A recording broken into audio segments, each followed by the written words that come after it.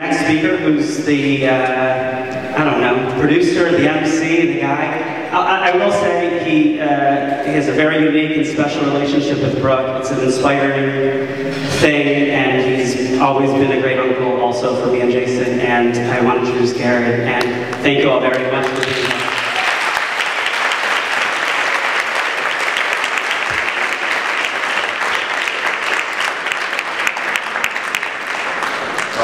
Lucky when he says that Brooke is his cousin sister. I've got 5 nephew sons, so it's pretty lucky. And also Bilal makes 6. Carly. And Harold makes 7. Well, and Carly is tied for my favorite niece. Okay. So, in the midst of planning all of this, believe it or not, for a guy who likes to tighten down all the screws, I really didn't get to my speech. So I have some notes, and you'll bear with me as I look at them, please. So, way back in time, you know I always go way back in time, don't I? Carly? Yeah, I go back.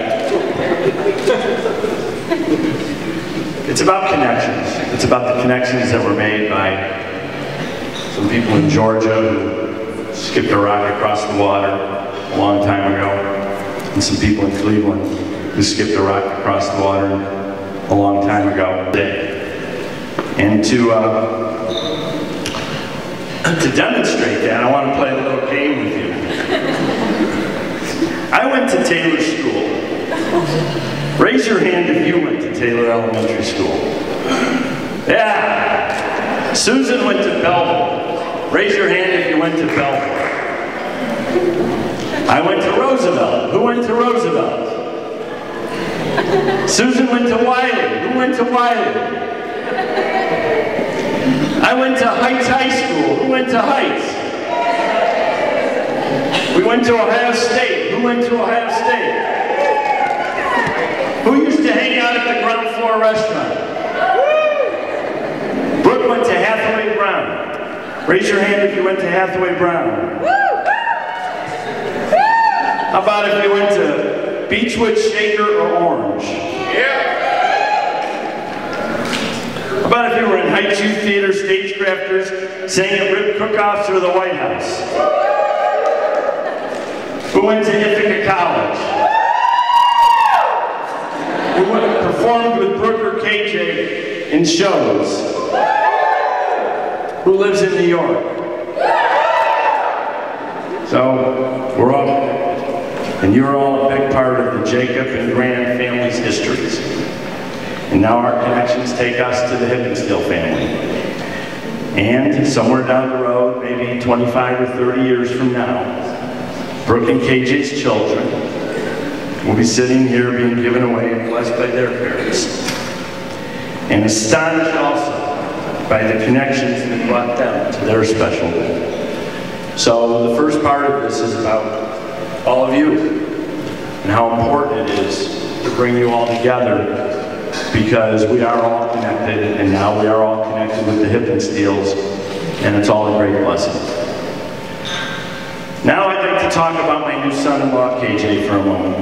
I have 4 little stories to tell about him. The first time I met him, they were rehearsing to go away on As in Our Journey, and they were rehearsing in the Sportsman Lounge Hotel in San Fernando Valley, and I invented a business trip to go out there and stay there for a few days and just see what was going on. And I got in the pool with KJ, and you know, I'm a swimmer, so I made him swim 100-yard IMs against me for about 20 minutes till he was like gasping and out of breath.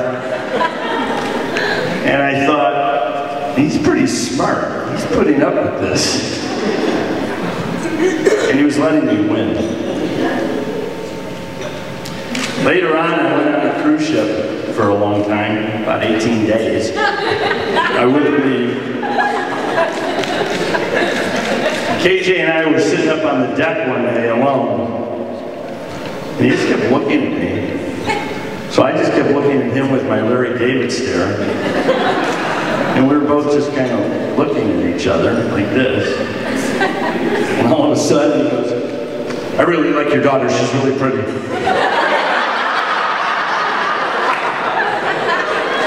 So I figured he was brave.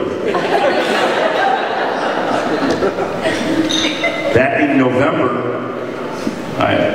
maybe it was late October, I apologize. Yeah, it was late October. I was down in Louisville on business, and Susan called me and said, "Where are you?" And I said, "I'm in Louisville." "Why?" And she goes, "KJ is in Cleveland. He just drove all the way there to ask you for permission to marry Brooke." "Well, I'm not there." And she said, "Well, what are we going to do? He's staying at Nancy's and we don't know what to do." And I said, "Well, he's stuck." So he called me up and he said, "Can I drive to Louisville?" And I said, "No." I knew what he wanted and I just figured I'd make him squirm.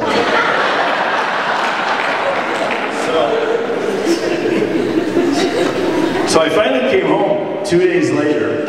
I made him watch the entire Breeders' Cup with me on TV, every race, and wouldn't say a word to him about what I knew he wanted. And then I took him to the worst Korean restaurant in Cleveland and made him eat Korean food. And we just sat. And then he finally said, I said, "Okay, what's on your mind?" And he said, "I love your daughter, and I want to marry her, and I'm ready to take care of her." And we talked about a lot of things, and that showed to me that KJ was determined.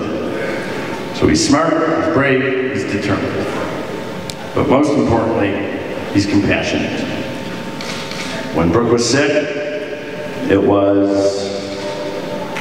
sometimes we think it was long ago and far away, but it's still very close to all of us. And the night after surgery, as I think I recall, people were spread out all over the hospital, sleeping in chairs, waiting for that first night to see what was going to happen. And I think I was sleeping on a chair in a room, and Susan was sleeping on a cot. I woke up at about 4 in the morning, and KJ was just standing over Brooke, swabbing her with a sponge on her lips and making sure she got liquid. And it's then that I knew that he was the right guy. And even though it would take me today to really say it and show it, I knew that this was their history and they would be together forevermore. So I want to thank the Hippensteels again for raising such a beautiful son. And I want to congratulate both of you. And I don't have to say anything about Brooke because it's all been said and everybody knows that we are in love as father and daughter. She's been the best daughter any man could ever have. And all of you who have daughters know that's true of your daughters as well, and we're all blessed by that. And we've just been fortunate that we've had that great relationship. So, l'chaim and mazel tov to everybody. One more thing. I know it's late. We have a lot of dancing yet to come. We are going to do Hava Megillah. And there is an evening party that Brooke has been planning for a long time for everybody to get down. So, for those of you who can still get down, please stay with us. For those of you who need to take naps, we understand. But we want to keep the party going as long as we can because this is truly a special occasion. L'chaim.